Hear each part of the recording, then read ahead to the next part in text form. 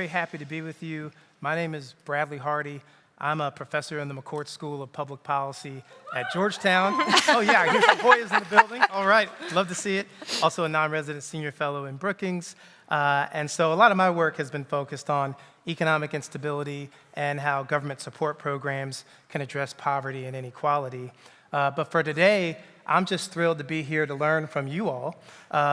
We have a fantastic panel to talk about Summer EBT. So this is a program that holds significant promise for reducing childhood hunger and economic insecurity during those summer months when school is out of session. So you can think about this. We have almost 30 million children in the US with free or reduced price meals at school, but they're going to struggle to be able to access healthy and nutritious foods when school is out of session for the summertime. And so, born out of crisis, Summer EBT was created, and it's helping to fill this gap. It's allowing states to send families $120 per child in the summer to go ahead and help out to buy groceries. And so this can dramatically reduce hunger. Research on programs designed like this suggests that we can reduce various forms of food hardship and child food insecurity by as much as 30%. So this is a very big deal. Think about the long-run implications for that for children and families. But this is really fantastic on paper. That's just the beginning. The real challenge, and everybody in this room knows it, they've been talking about it, it's all about implementation. How do we make this work in practice? Messy data, alignment across different types of systems and databases, and just simply put the delivery of services. How do we do this? That's the hard work. And we're going to be hearing from three folks who are thinking deeply about and leading that work. So I'm thrilled to learn from you all. So I want to just go down the row for very brief introductions, and then we can jump right in. Eleanor, you can kick us off. Sure. Hi, everyone. I'm so excited to be here. My name is Eleanor. I'm a program director on the Safety Net team at Code for America. So I work on a whole host of programs that are federally funded, state administered, like SNAP, like WIC, and like Summer EBT. And for the past few years, we have been working with another organization, Share Our Strength, Marissa's organization, to directly support administering agencies in delivering Summer EBT. So we've seen the nitty-gritty. Yep, fantastic. Great intro, Eleanor. I'm Michele Thomas. I am the Food and Nutrition Assistance Manager for the Commonwealth of Virginia.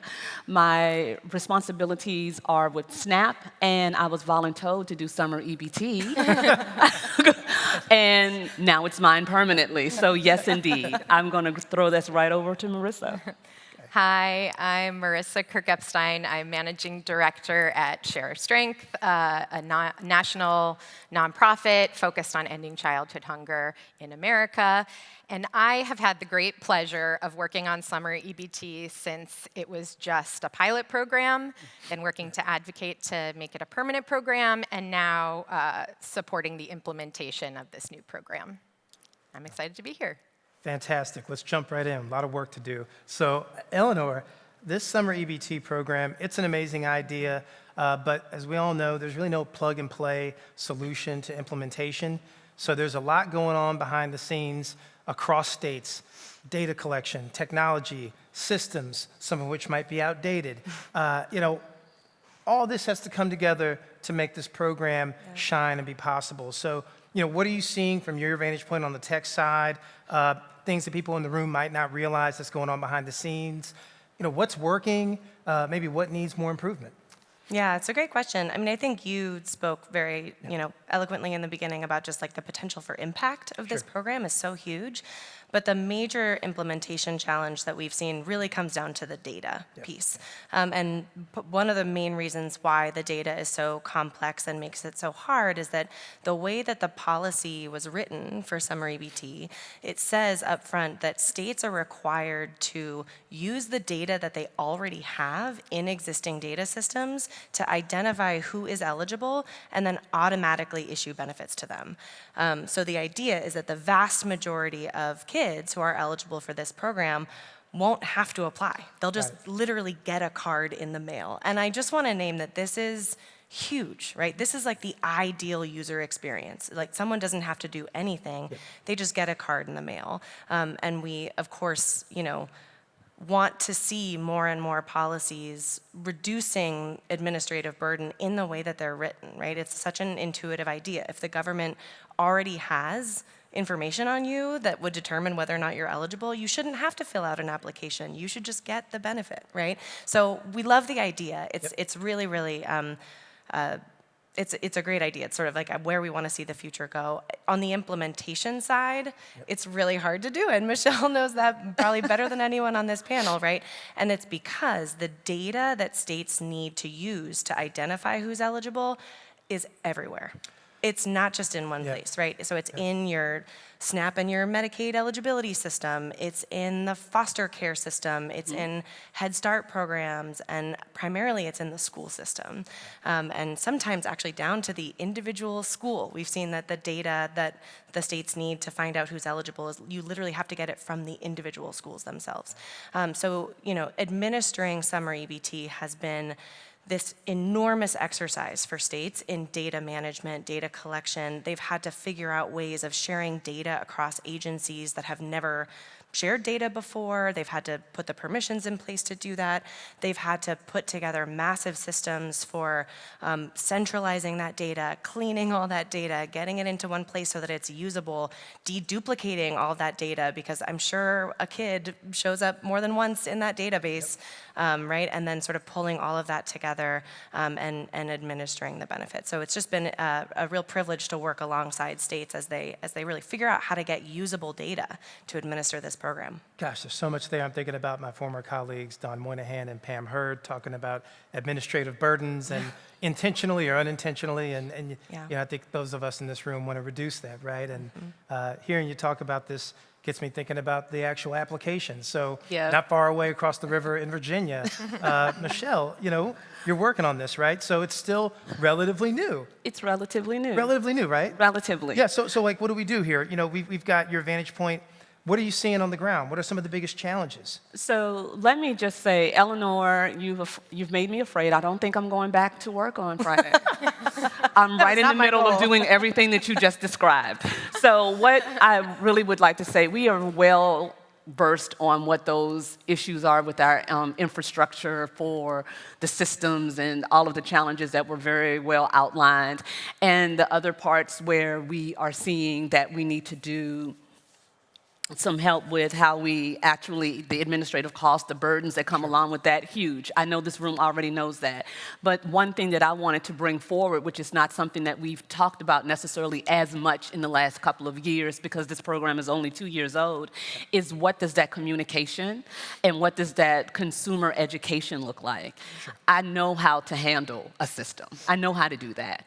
I know how to address and what I need to do in order to assist in trying to get some additional cost or monies from our local governments and our state governments to support this program.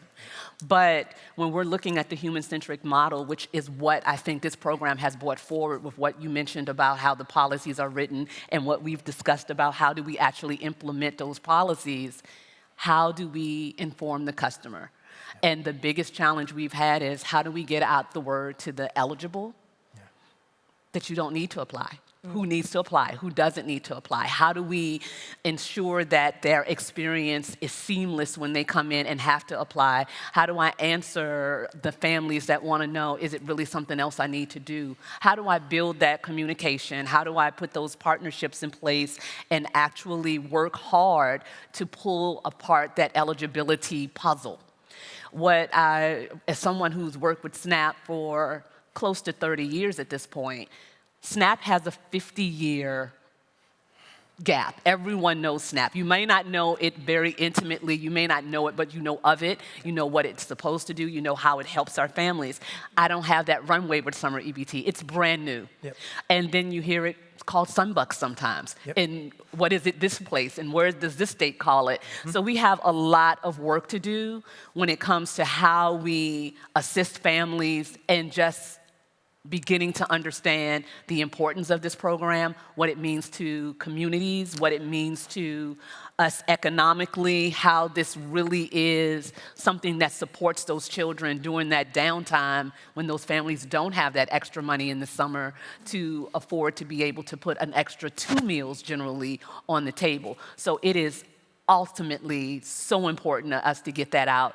And we're really looking at how do we leverage our relationships with our outreach partners, with our school systems, with folks that we really never worked with before to just make it better. So it's a lot. It's a huge, I don't want to say burden, but it's a huge task. We're up for it, and we're looking for partnerships and folks that have great ideas. Please It's a talk great to us about that. I mean, I just think it's a great opportunity, and so many of our families are coming to this balancing so much within their day and their week in terms of a strained budget and all the sorts of constraints we all think about. So we want to make this as easy as possible. Absolutely.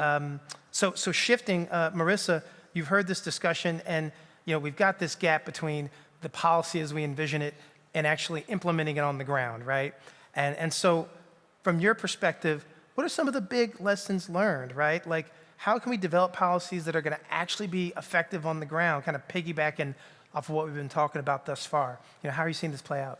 Yeah, I mean, that's the million-dollar question, right? Yep. And I think policy often is written in a way that really assumes the ideal is happening on the ground. And I think what we're seeing with Summer EBT in particular and around the eligibility policy is that it assumes that these ideal systems are in place that, as Eleanor so eloquently explained, just aren't there. They're not talking to each other. They're so segmented. And I think when you approach the policy for this program, it feels like, in theory, it should be really easy to automatically issue these benefits to these kids who should automatically receive it, because we've already done the hard job of identifying those kids and confirming that they're eligible to participate in the program because they participate in SNAP, they participate in TANF, they participate in free school meals. And so, in theory, it feels like, let's just pull it all together and give them the benefits. But the policy isn't acknowledging the on-the-ground reality, which is that, kids participate in multiple programs. And so you have to make sure that you're deduplicating and making sure that they don't receive multiple of the same benefits. And you have the data housed in individual schools or with incomplete information that then makes it impossible for Michele to then administer the benefits. It's missing an address or it's missing other information that's needed. And so in order to address these gaps, we really need to make sure that we're writing policy in a way that really acknowledges the time and the resources that are required to really make sure that we can create these ideal systems that we're assuming are in place, actually a reality. And when you look at when Summer EBT was made a permanent program, states had a little over 12 months before they had to stand up a completely brand new program, and they operated it on basically a shoestring budget. And I'm not exaggerating when I say that Summer EBT happened in the first summer because of the sheer willpower of people like Michele in the agencies who are just dedicated to feeding kids and wanted to make this program happen, but they weren't given the time and the resources to actually invest in these systems and make the long-term vision of what this program can be to truly alleviate administrative burden a reality. Sure. And I think the really interesting piece too is like the first couple years have been so manual, right? A lot of these data, we were just talking about this backstage, so much of the data work that you and so many other people in states are doing, they're like literally manually going through Excel spreadsheets, right? And that's not sustainable in the long haul. So you can make that work for the first few years of a brand new program, but that can't be the way that it runs long term. We need infrastructure, we need automation, we need to like put the systems in place so that you don't have people working weekends to make it happen because they're so dedicated to this program. I think it's also important for us to understand that even for our legislators and the folks that make those decisions about where those very important dollars go, we're still in proof of concept. Yeah. We have 2 years. Virginia was one of those lucky states that did pilot Summer EBT when it was a pilot idea. And we've run PEBT, but trying to show them that this program is sustainable, it's necessary, it's important. We need not just the voices of those of us who are government officials, but we need folks like you in the room that are talking about how this really makes that how this makes such an impact in the community. And we also need those human stories to put a face on it. How does this help someone? How does this allow families to be able to sustain and to be able to go to work every day because they're able to maybe put food on the table with that extra 120 per child? That makes sense. I'll tell you what, this is such an important conversation. Principles that you all have described, I think, expand way beyond Summer EBT. At the risk of getting the hook like in the old Apollo theater Showtime shows, 30 seconds even, principles that you think generalize beyond this, big ideas that you have that you think people can take away from this way beyond Summer EBT. Yeah, I mean, I think the data piece, like data is the linchpin that allows you to scale, having really good data. So I would just say, don't underestimate the power of data to make your life easier or really make your life harder if you don't have the systems in place. Sure, Michele. I would say always keep the customer first, and how do they interact? How do we make it easier for them to be able to access this wonderful program and others? Marissa.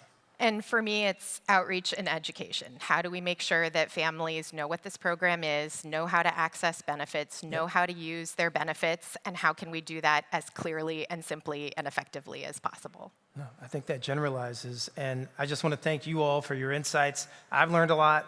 I think we've reinforced a lot of the concepts that have already come up here at the summit. The goal is to make sure we can improve upon economic insecurity. No child should be going hungry. And so I think we have a lot of lessons to learn moving forward. This is an exciting program. If you all want to learn more about the technology that's really driving Summer EBT work, you can join Eleanor with a few of her colleagues tomorrow at a breakout session on entity resolution.